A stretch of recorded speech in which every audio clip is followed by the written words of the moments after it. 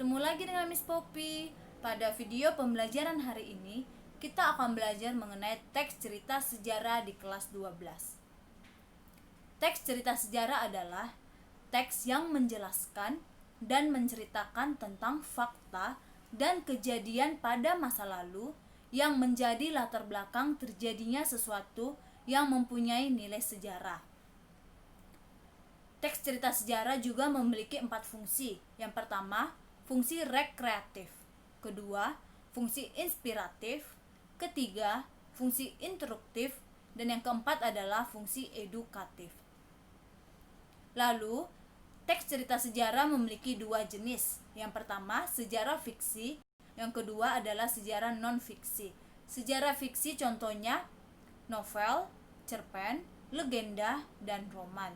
Sedangkan sejarah non-fiksi contohnya biografi, autobiografi, cerita perjalanan, dan catatan sejarah.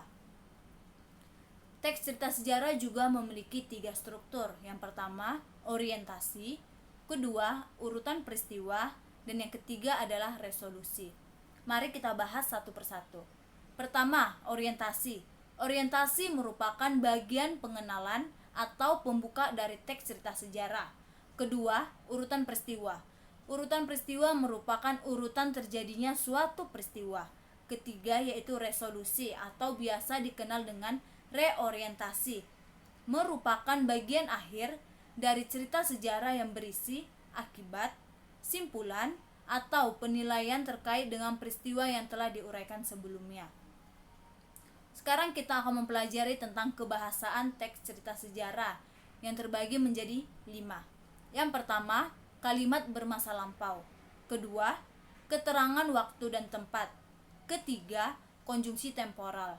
Keempat, konjungsi kausalitas. Dan yang kelima adalah kata-kata tindakan.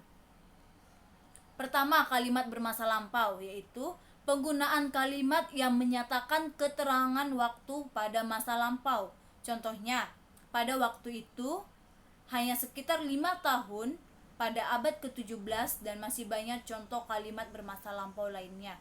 Kedua, keterangan waktu dan tempat, yaitu menggunakan keterangan waktu dan tempat pada teks cerita sejarah. Contohnya, 17 Agustus 1945 di Jakarta. Ketiga, konjungsi temporal. Konjungsi yaitu kata penghubung. Temporal yaitu waktu. Jadi, konjungsi temporal adalah kata hubung yang berkaitan dengan waktu. Contohnya, kemudian, lalu, setelah, sesudah, selanjutnya, dan masih banyak konjungsi temporal lainnya. Keempat, konjungsi kausalitas, yaitu kata hubung yang menunjukkan hubungan sebab akibat. Contohnya, sebab itu, karena itu, oleh karena itu, dan masih banyak konjungsi kausalitas lainnya ya.